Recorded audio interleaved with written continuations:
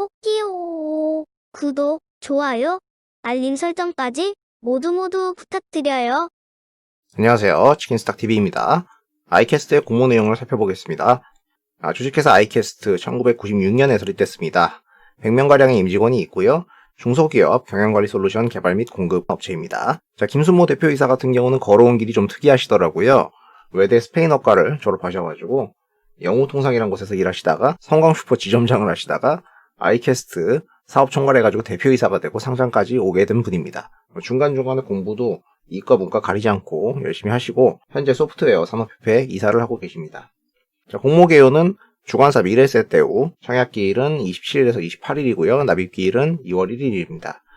일반 20%, 기관 80%, 총 200만 주 공모하고요. 공모가는 밴드 상단을 초과해서 11,000원에 돼가지고 공모 금액은 220억, 시가총액은 1,080억입니다.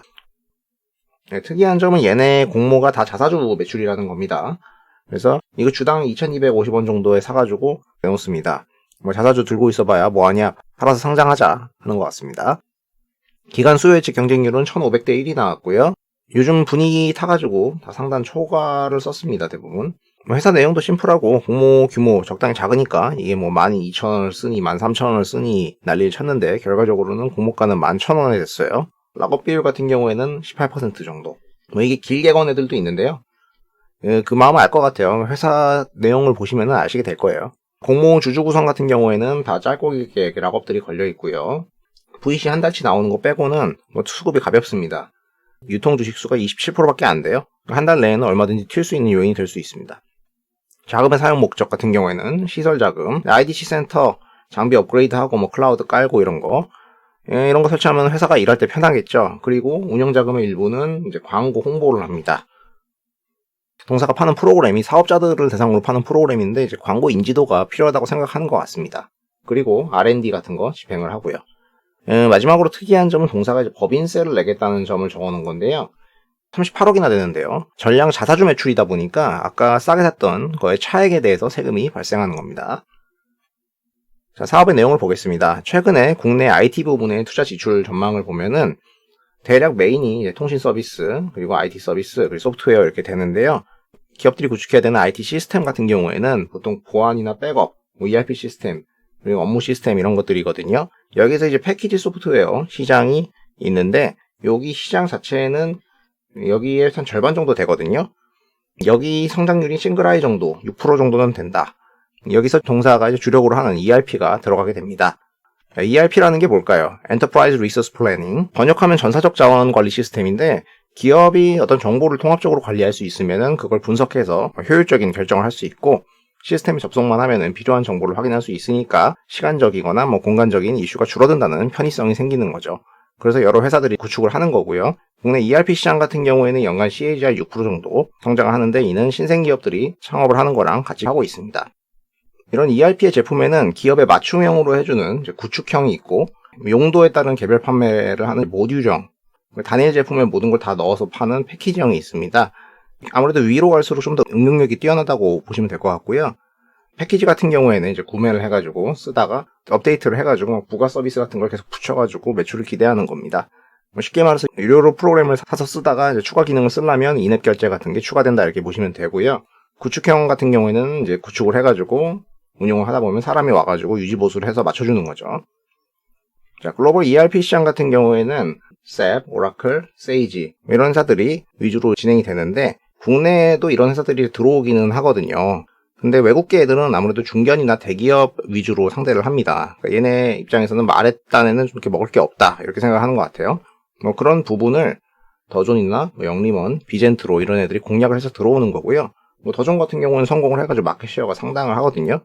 아이캐스트도 이 분야에서 사업을 하는 겁니다. 동사의 ERP가 공략하고자 하는 주 대상은 연매출 10억에서 100억 사이의 사업들이죠. 여기서 이제 슬슬 필요해진다. 계속 창업이 돼가지고 기업들의 숫자는 늘어나게 될 거고, 전체적인 성장률은 4, 5% 정도는 성장을 할 걸로 예상되는 시장이거든요.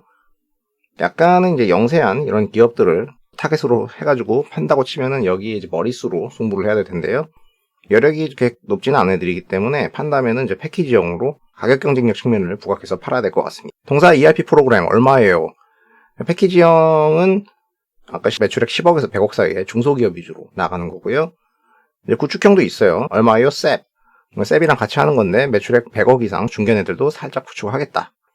대부분 패키지형으로 팔고 나서 이제 부가 서비스를 붙여가지고 계속 돈을 받으려고 하는 거죠. 어떤 장부, 문서, 세금 계산 이런 것들이죠. 추가적으로 AI, 블록체인, 클라우드 아주 다 한다고 합니다. 소프트웨어의 과금 방식 같은 경우는 어떻게 되는가? 일단 라이센스가 있어요. 그러니까 최초 한번 설정할 때 받는 돈, 유저당 추가로 돈을 받습니다. 그리고 월별 사용료를 받는 거죠. 근데 이게 참 고심의 흔적이 느껴지는데요.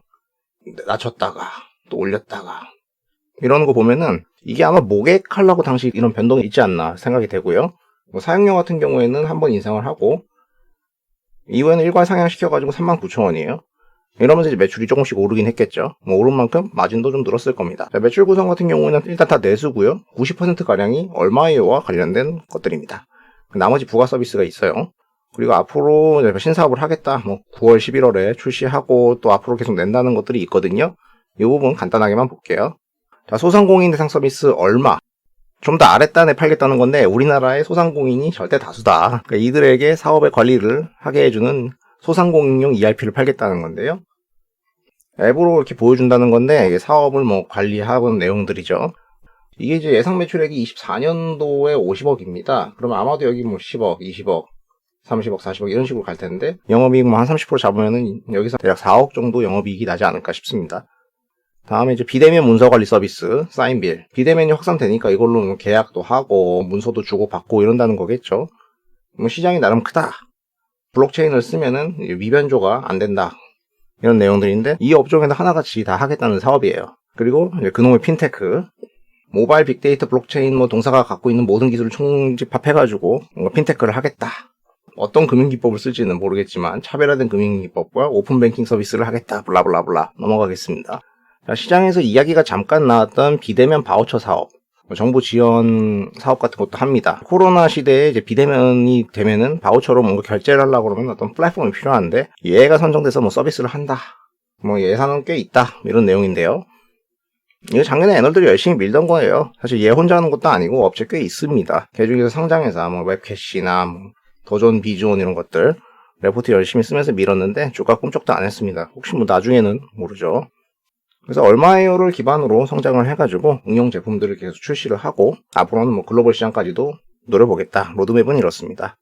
숫자 보겠습니다. 재무구조, 동사 현금성 자산이 꽤 풍부하거든요. 반면에 차입금은 사실상 없습니다.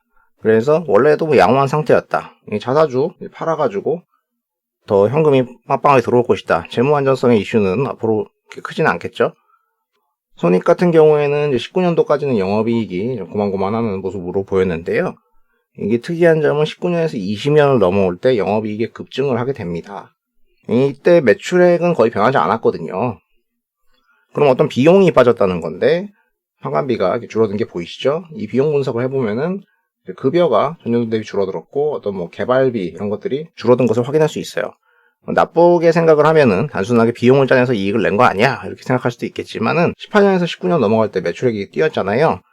이때 뭔가 개발 비용이 같은 게 같이 증가를 했다가 개발이 끝나서 비용이 감소한 걸로 생각할 수 있겠죠.